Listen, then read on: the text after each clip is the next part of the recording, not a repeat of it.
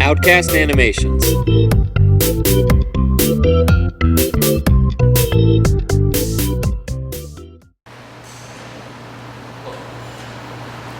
you see him follow me, just take care of him, right?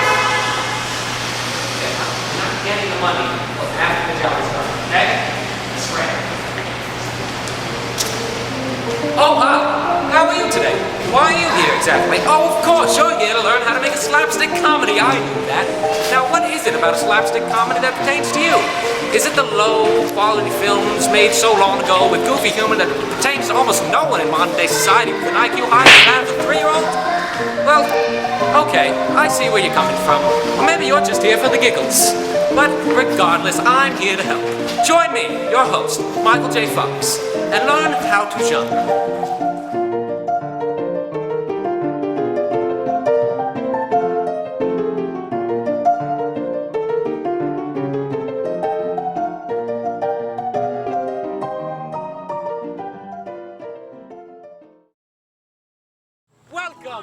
Welcome all. This is How To Genre.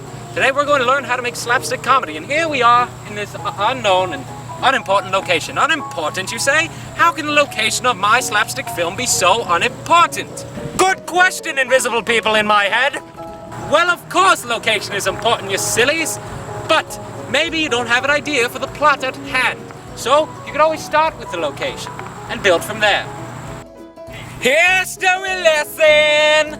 Slapstick comedies had a wide variety of wacky plots. Ergo, they can be done just about anywhere. Like, wherever we are.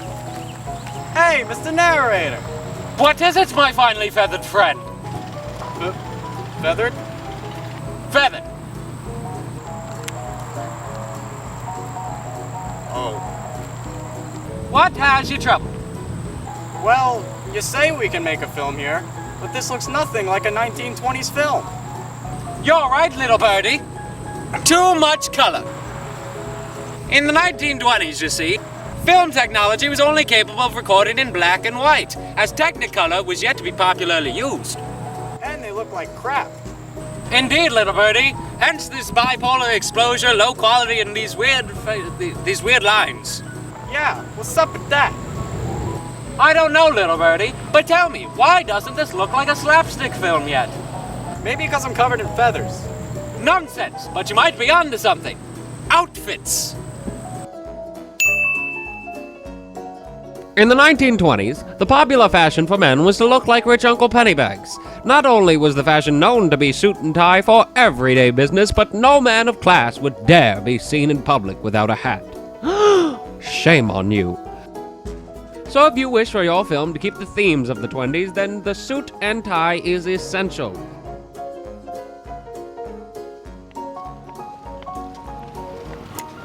But Mr. Narrator, What be it, little birdie? do I have to be a bird? Are you trying to tell me you're not my finely feathered friend? I'm your friend, but... Carry on then, what's bothering you? Well, what if my film doesn't take place in an area where people would wear a suit and tie? Don't you worry your silly little head, birdie. Oh, goody. The absence of a suit and tie doesn't necessarily mean it isn't a slapstick. I mean, well, just look at this guy. I'm a farmer. Oh, yes, Billy. Slapstick comedies have a wide variety of settings and themes. So attire will always be different depending on what you're looking to do. I'm a farmer. All right, Billy, let's move along. Oh, and for the ladies' fashion, they wore a lot of weird cardigans and sweaters. I don't know. Moving on.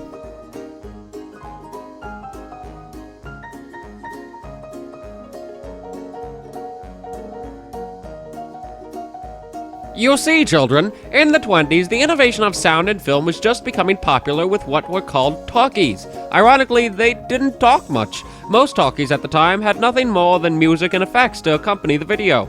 The cameras at the time did not pick up any sound, so in order to portray dialogue, subtitles were displayed in this manner. I'm going to keep talking, however, because this would otherwise get rather annoying. Slapstick comedies at the time, though, tended not to include much dialogue, so avoid it as much as you can. Hey, Mr. Narrator! Now, little birdie. What be it now?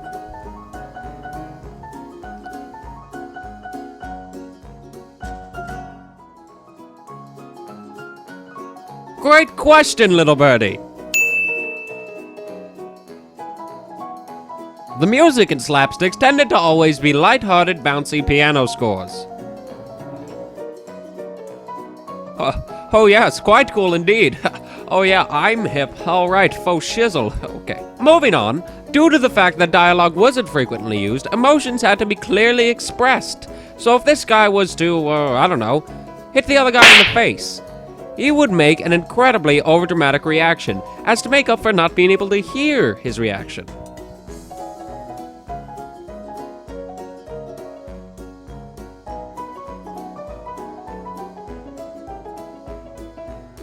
Well, my finely feathered friend, we certainly have run through this checklist in quite an efficient manner. Ha! What'd you say? Yeah, totally. I still have feathers.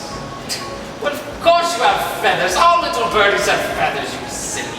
But now we must get to the most important part about making a slapstick comedy. What's that? What's that, you say? How are you going to make it funny? Oh yeah. You see, this is the most crucial part about making a slapstick comedy, because otherwise how are you going to induce all the ha-has and the chuckles that you want to be happening in the audience of your film?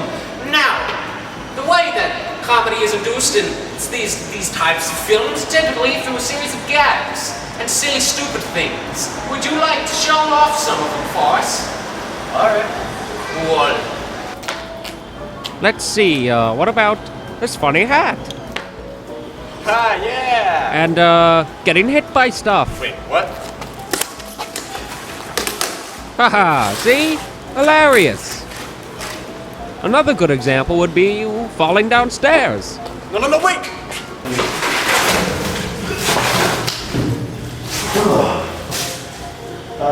Ah, pure comedy. Well, kids, that's about all I've got to say. I think I broke something. Have fun making your slapstick comedy. I think I broke my butt. Just follow my guidelines and you'll be ship-shape and on your way. Yeah, definitely my butt. See you next time, kids.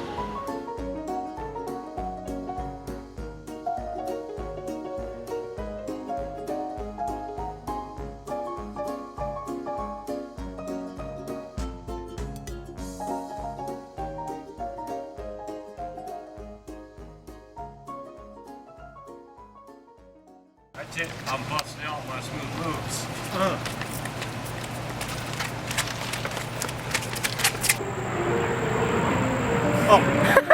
Well, of course! Did you have to make that noise? Shut the fuck up! Fuck you, Plain! I know what you're trying to do. You're trying to make my film a shitty asshole. I know what you're doing, Plain. Fuck you, Plain! Oh, it's recording. Yeah. Fine, fuck it, leave it. Okay. Just wait there, Shane. You look perfect. What is it, my finely feathered friend? Fuck, it's bright. Hey, look at me!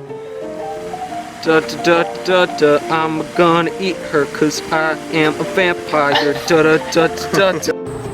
You're alright, little birdie. Too much. Don't laugh. Fuck you. Alright, get closer. Or I'll get closer. That's what I fucking thought. Now get on that side and fuck the pole. I will fuck the phone for you. And move. Everybody. Hollister, I said to move with Chris, stupid prick.